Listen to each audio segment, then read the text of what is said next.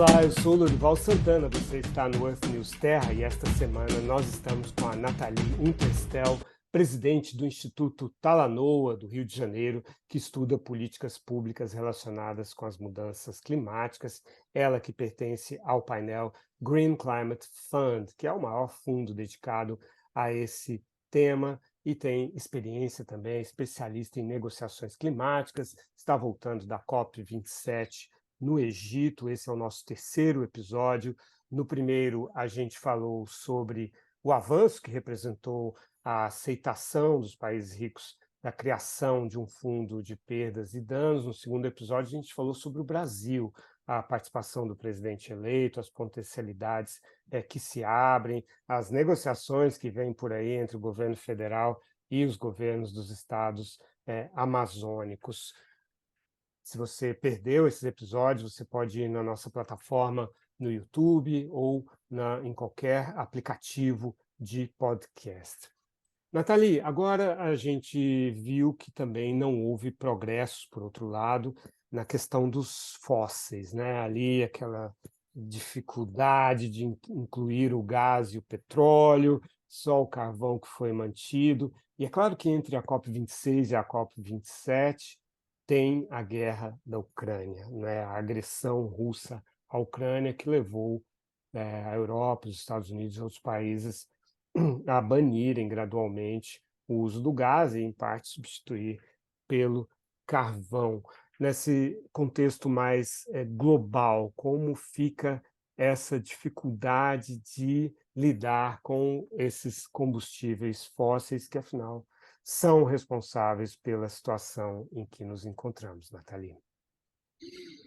Lorival, a expectativa era que de Glasgow para Sharm el-Sheikh, a conferência das partes pudesse seguir avançando, né, no ataque à principal causa da mudança do clima, que são os combustíveis fósseis. Então, já se sabia, por outro lado, que além, né, da questão do fator guerra tão importante, que há hoje uma espécie de levante do gás, principalmente, né, dos lobbies e das empresas associadas ao gás, para se firmar como o que a gente chama de combustível de transição, ou seja, para não ser totalmente descartado e poder participar da transição para baixo carbono. Então, é um lobby pesadíssimo. A Arábia Saudita é provavelmente a maior promotora dessa narrativa, dessa visão, né? Ela investiu aí 140 milhões de dólares nesses anos para poder promover essa visão e entre outras coisas. Portanto, a chance da gente ver algum avanço positivo no sentido da inclusão do gás em textos políticos de decisão ou alguma outra questão desse tipo, era muito difícil, a verdade é essa. Mas ninguém do outro lado, né, dá conta de quem quer de fato assegurar que a gente resolva essa crise climática, que ela tenha fim, esmoreceu. Então foi uma batalha de titãs ao longo do ano, principalmente do pessoal do gás, contra quem quer manter a possibilidade da gente limitar o aquecimento global a 1,5 graus. E nós chegamos a essa COP, portanto, enfim, com esse embate muito colocado, tanto nos corredores das negociações quanto nas salas, né? E houve uma proposta surpreendente da Índia que propôs, enfim, colocou na mesa que fosse feito o phase-out, ou seja, a eliminação não só do carvão, mas do gás e do petróleo também, como um compromisso político, né, dessa COP. E num primeiro momento isso foi percebido como uma pegadinha, né? Porque a Índia, claro, bastante mais dependente do carvão, falou, não, ela está querendo fazer isso porque ela sabe que não vai dar certo e aí ela quer derrubar o carvão. Na verdade, ela quer reabrir o compromisso que nós tivemos em Glasgow de eliminar gradualmente o carvão. Mas 80 países acabaram embarcando nessa ideia. 80 nações em desenvolvimento e também desenvolvidas acharam que era uma boa ideia, vamos para esse passo. O que enfureceu a Arábia Saudita, a Rússia e alguns outros aliados, né? O Brasil, a gente ainda não sabe exatamente qual foi a posição. Eu ouvi de pessoas que estiveram nas salas de negociação mais fechadas que o Brasil teria apoiado a Arábia Saudita. Por outro lado, ao conversar com o Itamaraty, eu ouvi que não, que eles não se posicionaram e que, em tese, nem apoiaram nem desapoiaram a Índia, né? Então, a gente não sabe. Tem gente aí da imprensa internacional colocando o Brasil no bloco dos bloqueadores, o que é péssimo para a gente. Mas a bem da verdade é que, ao final, a própria presidência egípcia evitou que essa proposta, que estava absolutamente bem, né, estava voando, como a gente gosta de falar em negociações, ela se tornasse realidade. Então, deram chega para lá nisso, nem colocaram em texto em nenhum momento, né? E por isso a gente acabou sem uma decisão que olhe para esse aspecto tão importante. Isso foi muito frustrante, eu acho que principalmente para os ativistas, mas para muitos negociadores também, porque a gente se gostaria, né, de dar um sinal de que a ciência nos diz que esse é o caminho, que a própria Agência Internacional de Energia já disse que a gente não pode contratar novas explorações de gás como se quer, né? Então, se gostaria muito de dar esse sinal. Não foi dado, mas a gente não perdeu muita coisa, a gente só perdeu tempo. E aí eu acredito que para a COP27 esse assunto vai vir muito, muito, muito quente. E só para fechar, Lorival, dando um ponto aqui, um dado para você, tem um estudo recente que foi lançado durante a COP, inclusive, do Climate Action. COP28, né, Nathalie? Você disse COP27, né? COP28 é que esse assunto vai estar bem forte. Isso. Mas foi lançado um dado agora, na COP27, que mostra que se todos os investimentos em gás que estão sendo planejados, tá? E que são conhecidos, se todos eles forem realizados até 2030, a gente vai ter um aumento de 235% de gás do que a gente já tem hoje. Isso significa 2 gigatoneladas de emissões a mais, e basicamente a gente não consegue mais ficar dentro daquele limite do 1,5 graus, tá? Então é uma questão muito, muito, muito, muito urgente, porque esses investimentos estão sendo contratados agora, né? E aí o que vai pegar até a COP28 é isso: que sinal a gente dá para que aquilo que está acontecendo já não vai ser interrompido, né? Ninguém pode ter essa ilusão e nem é o caso.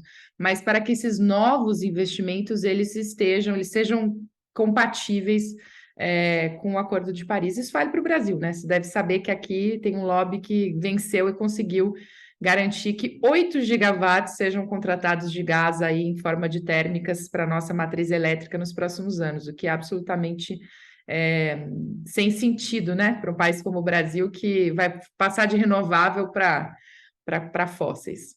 Exatamente, isso é um ótimo gancho para eu passar para outra questão que eu queria abordar com você. No primeiro episódio, a gente disse que o Brasil é o 5º maior poluidor do mundo, é isso?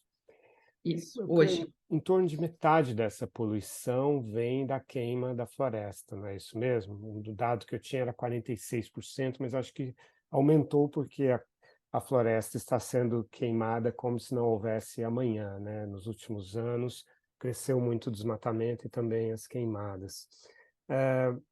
Então, o Brasil tem a capacidade e até o compromisso, né, de zerar isso até 2030. Queria ouvir de você se você acredita no cumprimento dessa meta e também a nossa potencialidade, talvez também com relação ao hidrogênio na costa brasileira, se isso foi discutido na COP27, se você vê isso também como algo que pode ser relevante. A gente teria a capacidade de usar energia renovável para fazer a eletrólise do hidrogênio, separá-lo do oxigênio, e com isso a gente teria um hidrogênio verde, porque não usou eletricidade de fonte fóssil, né?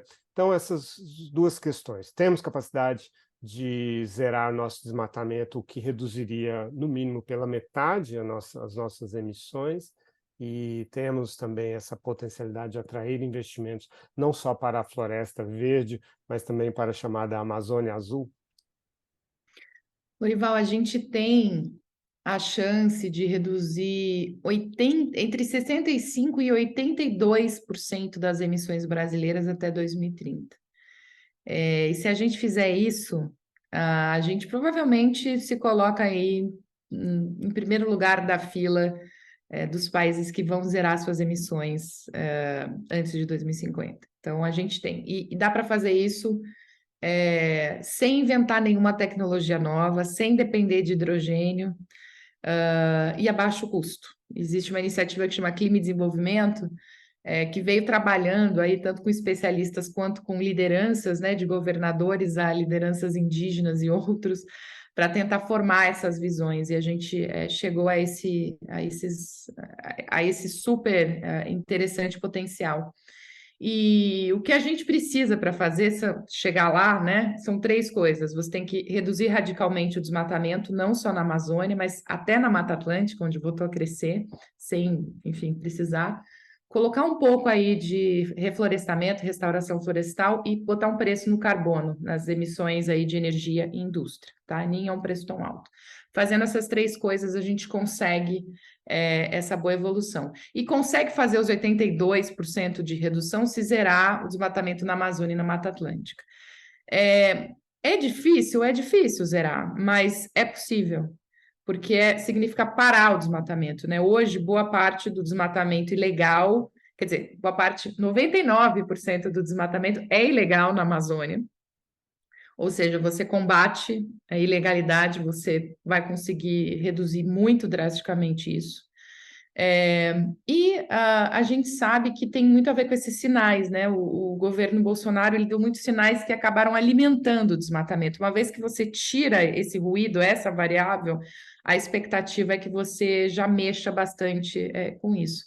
E o segundo ponto, que aí, é claro, é o mais difícil, muito bem, é ter uma Polícia Federal, um IBAMA, né, as instituições de comando e controle em dia para poder fazer isso acontecer, mas também a gente sabe que hoje, principalmente a Amazônia, está tomada aí por quadrilhas, por milícias, né, por crime organizado, então vai ser um trabalho de fôlego, não vai ser em 2 anos que a gente vai resolver esse problema, nem em 5. Vai ter que ser constante, né, e garantir que a gente tem uma saída aí para uma economia de floresta em pé que ainda a gente não tem. Mas tem muita coisa legal acontecendo e eu tenho muita esperança que se a gente resolve o ilegal, aquilo que é bacana, que é sustentável, vai ter campo para florescer. O problema é que hoje não tem, né? Porque mesmo quem está tentando fazer tudo direitinho, por exemplo, o pessoal das concessões florestais não consegue competir, porque coloca madeira no mercado, um mercado inundado de madeira barata e legal, então não compete, né? Então a gente precisa que as duas coisas aconteçam.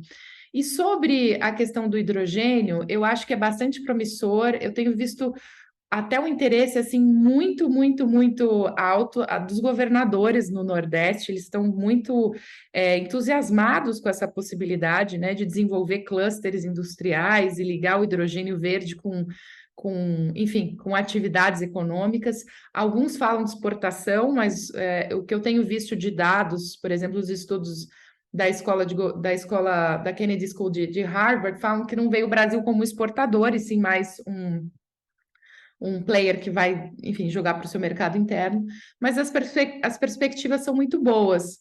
Agora, o hidrogênio verde, ele pode nos ajudar no pós-2030. A gente já controlou o desmatamento, a gente já reduziu a gordura principal, né, das emissões. Quando começar a ficar muito difícil, eu acho que a partir de 2030, 2035, aí o hidrogênio pode nos ajudar a dar esse arremate final aí para a gente zerar as emissões. Nathalie, que fez mestrado na escola John F. Kennedy em Harvard de políticas públicas. Pois é, gente, eu acho que o recado está bastante claro. Nós estamos falando de crimes. Então, se você é um defensor da lei e da ordem, não gosta de crimes, podemos também usar esses princípios éticos e morais na Amazônia. Nathalie Unterstell, foi um grande prazer, aprendi muito com você e muito obrigado pelo seu trabalho e por essa entrevista também. Obrigada, Lorival. Um prazer grande. Enfim, vamos em frente, que a gente quer muito que o Brasil seja esse primeiro país aí a zerar suas emissões no mundo. A gente vai ter muitos benefícios com isso. É uma responsabilidade de todos nós. Obrigado.